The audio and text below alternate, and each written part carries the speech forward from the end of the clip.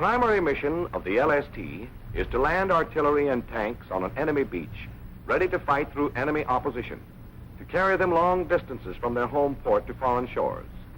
In addition, they're used as lighters to unload transports and cargo ships where no harbor facilities are available. This ship is especially built and equipped for these jobs. Doors in the bow allow a ramp to be lowered for unloading cargo directly onto the beach where, with its shallow forward draft, the LST may be driven.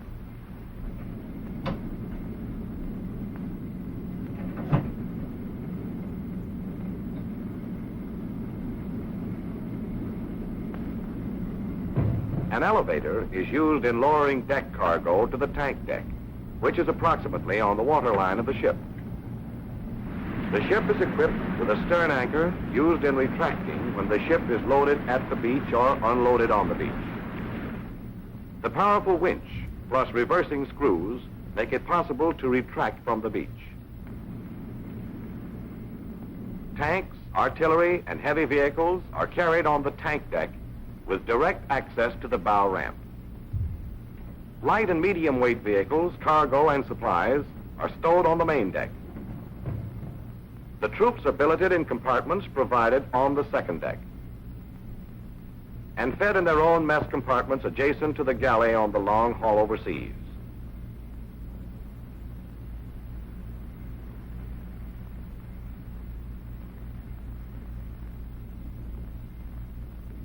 Instructions concerning the beaching schedule have been issued by the officer in tactical command. These instructions include information on the slope of the beach, the character and contour of the bottom, tidal variations, surf conditions, and any obstructions which might be encountered.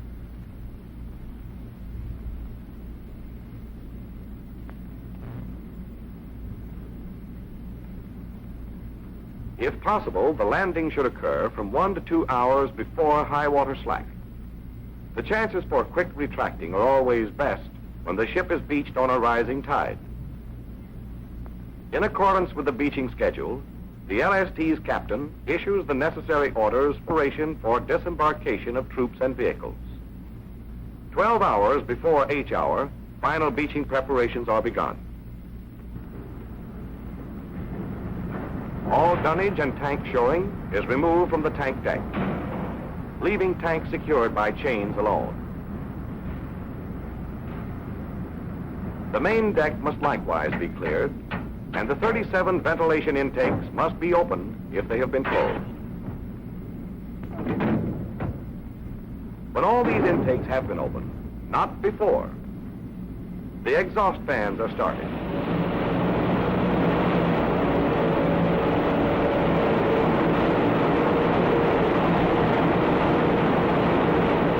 Word is passed by signal to man the tanks preparatory to testing the engines. One blast on the tank alarm is the signal to man the vehicle. Each tank crew is quartered as close as possible to its vehicle, so all tanks can be manned with a minimum of confusion.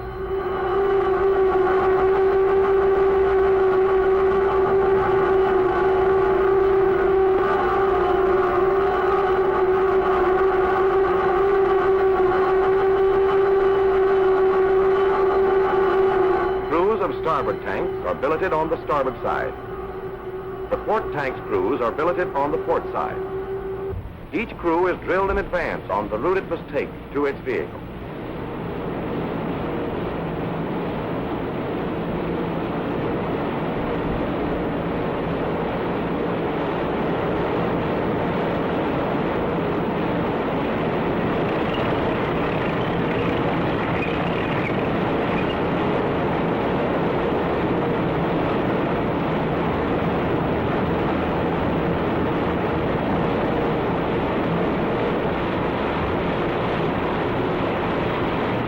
Fire watch is stationed on the after platform of the tank deck to guard against backfires. This detail mans 2 carbon dioxide fire extinguishers and must have a supply of sand available. In addition, the turret gunners of the nearest tanks man the permanent carbon dioxide systems on the bulkhead. Only after all the fans have been running for at least 5 minutes and the officer of the deck has given his permission, may the engines of the tanks be turned over for testing. The signal for starting the engines is given by the Army officer in command. A man has been detailed constant watch on the carbon monoxide indicator. In addition, if the concentration of carbon monoxide becomes dangerous, the howler automatically gives warning, and all engines must be stopped. Meanwhile, the traffic control system is tested. There are 3 sets of traffic lights, forward, amidships, and aft, allowing for independent control of the different sections of tanks. When all tests have been completed, the order is given to cut the engines and the soldiers secure to their quarters.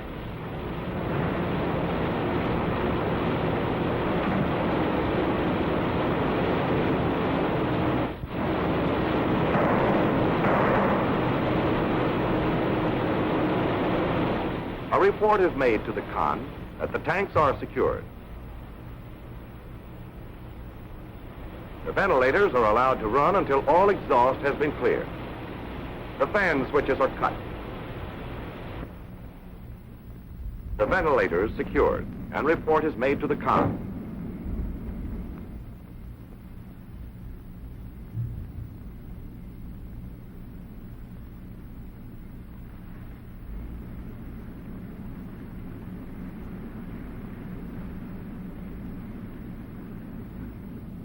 On nearing enemy territory, the ship goes to general quarters. The gunnery officer is with the captain at the con. The executive officer is in the chart room. The guns are manned and ready for enemy aircraft or submarine attack. The engineering officer is in charge of both the main and the auxiliary engine room. The first lieutenant has charge of the damage control parties stationed aft, forward, and in the decontamination room. These parties are fully equipped with all types of tools, gear for decontaminating gas personnel or compartments, rescue breathing apparatus, and asbestos suits. While the quarters, all troops must lay below in their compartments. For stability at sea, the ship has been ballasted to ocean-going conditions, drawing about 14 feet aft and 8 feet forward. Now, before beaching is attempted, she must be lightened and her trim adapted to the slope of the beach. At least 3 hours before H hour, the order is given to trim ship for beaching. This is done primarily with 16 interconnected ballast tanks ranged throughout the ship. This diagram indicates the change in draft and trim caused by each tank. 2 1,500-gallon per minute pumps located in the auxiliary engine room are used to shift the ballast. These banks of stop valves grouped in dual and triple manifolds permit tanks to be controlled separately. Pneumicator gauges indicate the amount of ballast in each tank. This valve controls the 3 forward tanks as a unit. Additional valves in the bilge drainage room must be used to control them separately. The 3 forward tanks are primarily used to trim ship to meet draft conditions required for any particular beaching. As the ballast is shifted, the ship changes draft until she reaches beaching trim, 9 to 10 feet aft, 3 to 5 feet forward, these being the most ideal draft conditions. Draft required fore and aft depends on weight of cargo and slope of beach. However, to attain this ideal trim, fresh water cannot exceed 40 tons, nor fuel exceed 10 days' supply for cruising at standard speed. When the engineering officer reports ship at beaching trim, the captain orders complete preparations for beaching. The third of the 3 auxiliary diesels is warmed up to assure a full supply of electric power for the door, ramp, and winch motors. The assistant first lieutenant and 2 men of the undogging detail prepare to undog the bow doors. Access to the doors is through a manhole under the 40-millimeter gun mount. Ladders are mounted on the inner sides of the doors.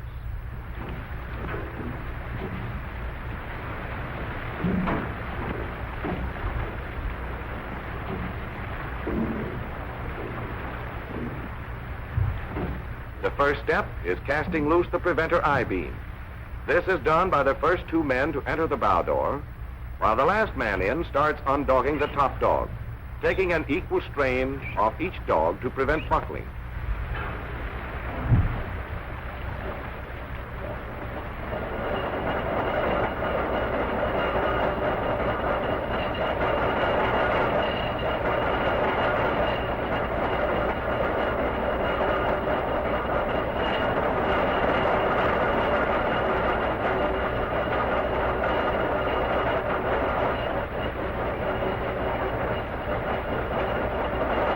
The preventer I-beam is secured at its free end to the pad eye.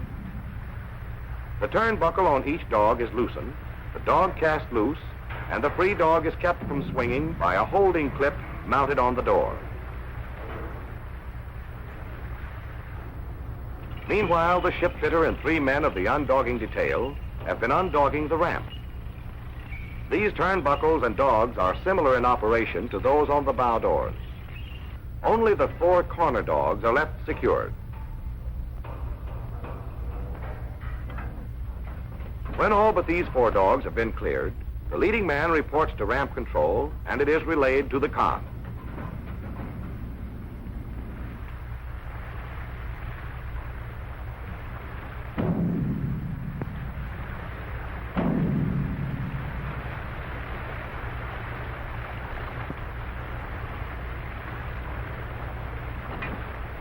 The last step in undogging the bow doors is casting loose the pelican hook of the upper preventer.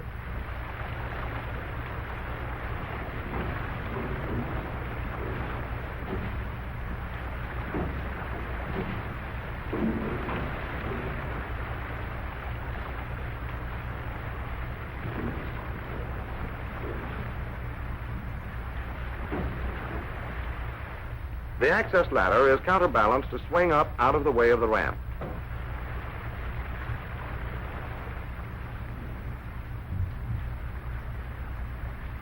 When the doors are clear, a report is made to the con. The report, door undogged and free, is relayed to bow and ramp control. Order is now given for all generators to be cut in to supply power to all beaching machinery.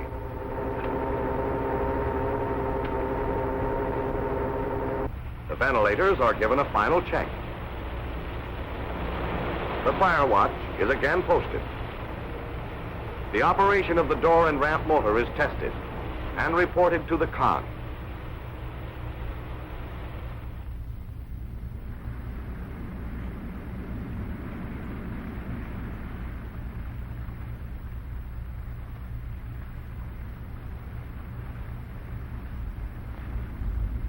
"30 minutes before the time set for beaching, the order is given to sound the beaching alarm.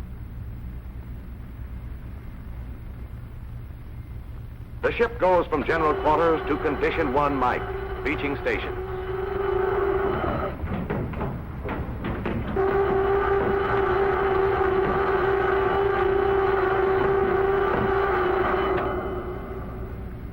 The first lieutenant comes forward to take charge of bow door and ramp control. The ventilators are started.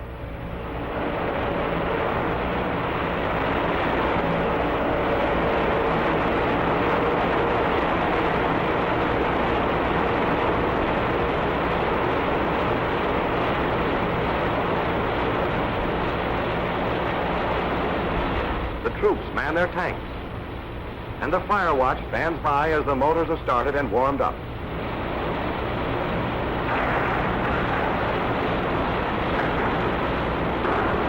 The lashing chains are cast loose and the treads blocked.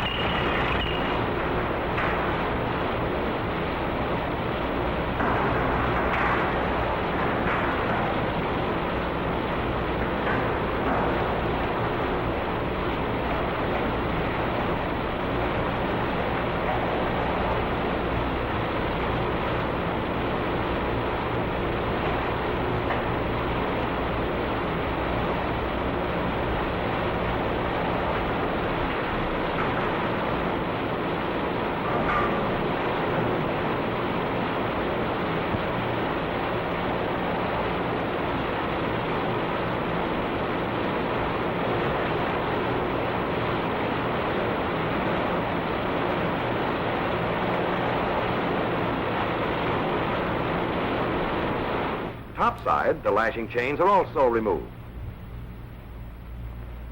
The extra gasoline drums are jettisoned.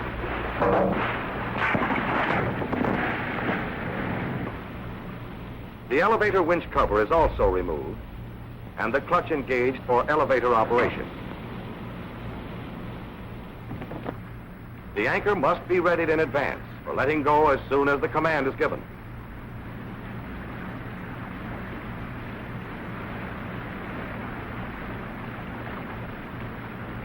The wire securing straps are removed.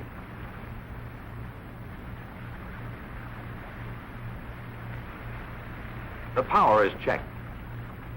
The winch and its controls are tested to check their operation.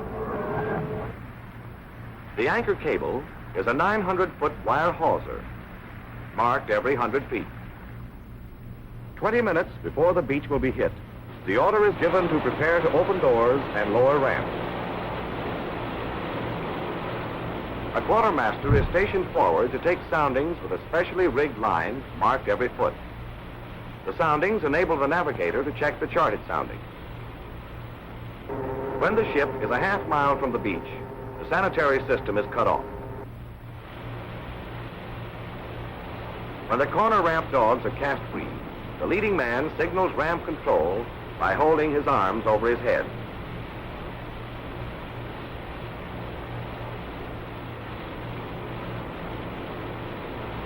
Permission is requested of Khan to test the ramp. The motor is started, and the ramp opens slightly. To save time in combat, the motor is unclutched and the ramp put on the brake. This way, the ramp can be lowered in 20 seconds.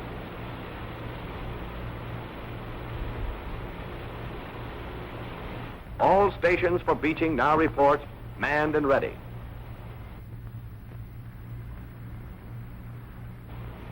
The type of beach determines the beach approach speed. In this instance, full speed ahead.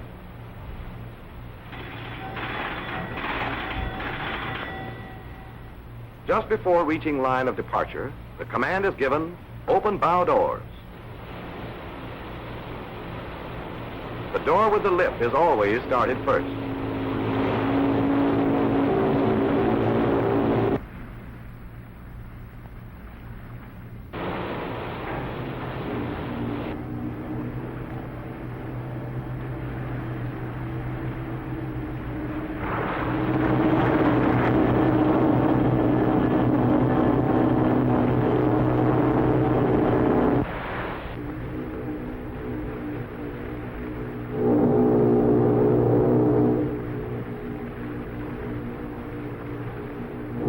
When the doors are parallel to the keel, bow doors open is reported to the Khan. The command is then given, lower ramp, and the ramp is lowered to about 6 feet above waterline.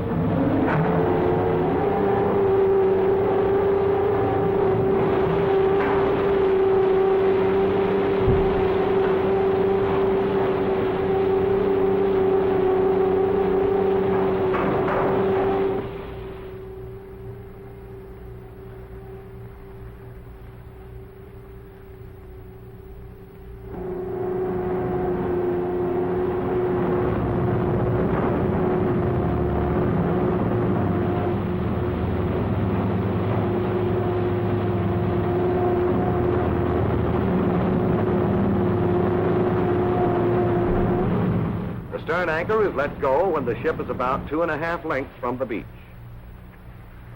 One method for judging this distance is to line up the beach line with a predetermined point on the forecastle. Word is passed to let go stern anchor. The clutch brake is released by turning the compressor hand wheel to the left.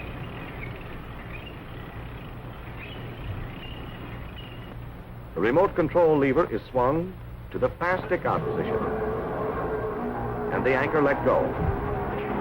As soon as the anchor has grounded, the winch is permitted to run free. The cable is prevented from slackening excessively by adjusting the speed of the winch payout to the speed of the ship. A report is made as each 100-foot mark passes the chock. The anchor must not be let go too far from the beach, or the bitter end will break loose and anchor and cable will be lost.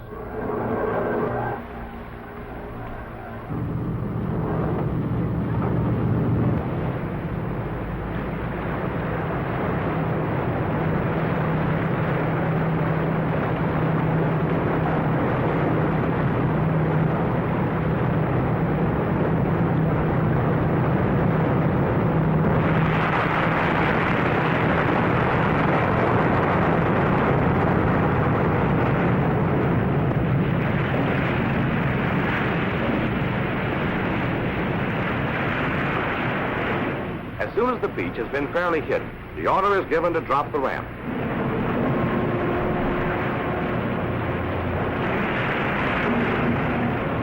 When ramp has been lowered, the con is signaled from forecastle by raising arms and dropping them.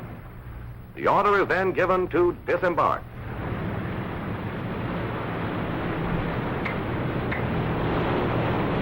The traffic light turns to green, and the tanks move out quickly.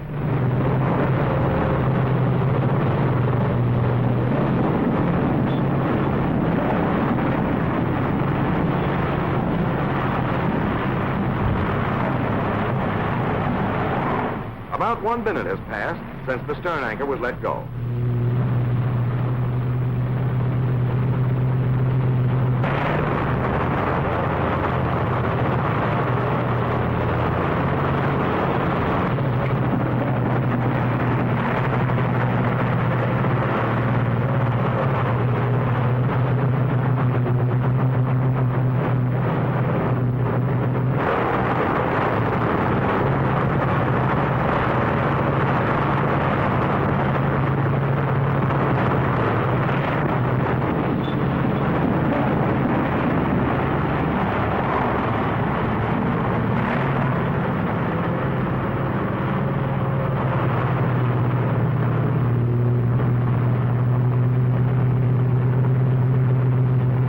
The ship must be held at right angles to the beach throughout the unloading. This prevents broaching, swinging parallel to the beach, in spite of wind, surf, and tide, and also protects disembarking vehicles from the surf. Rudder, engine, stern winch are all used to hold the ship at the proper angle.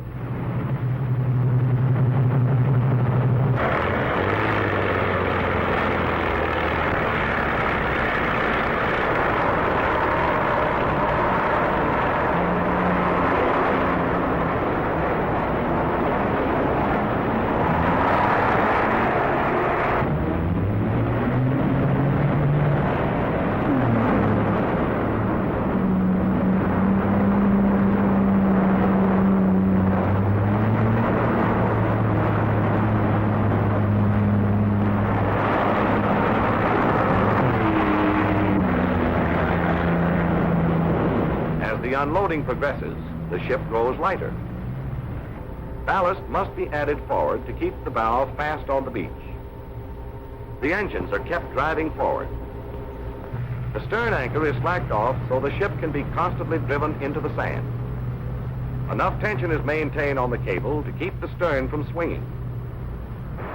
When the last tank has disembarked, the report, "Tank deck clear," is made to con. The order for unloading the main deck is signaled by holding both arms over the head.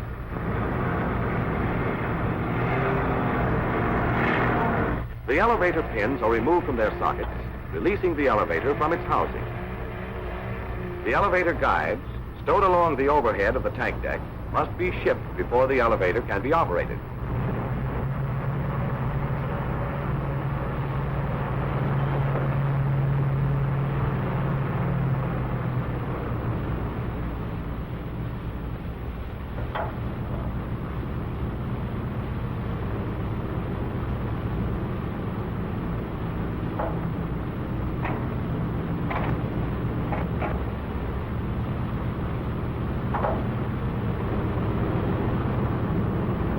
No more than a half minute of time should elapse between the exit of the last tank from below and the first vehicle from topside. Vehicles on the main deck are jockeyed into position on the elevator.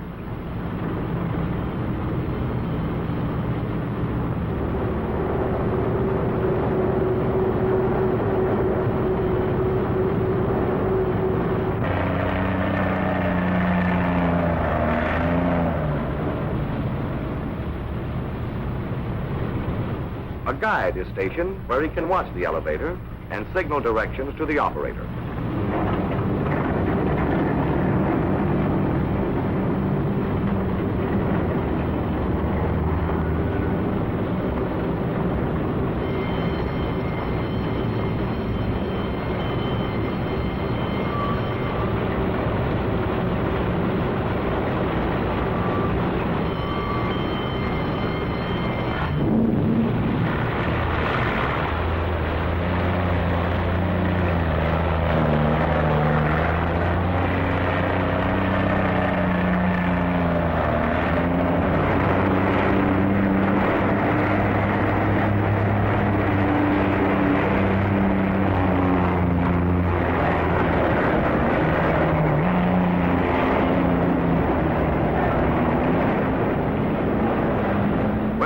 vehicle has been unloaded from the LST, our ship has successfully fulfilled her primary mission, the landing of a force of fully manned and equipped vehicles on enemy shores.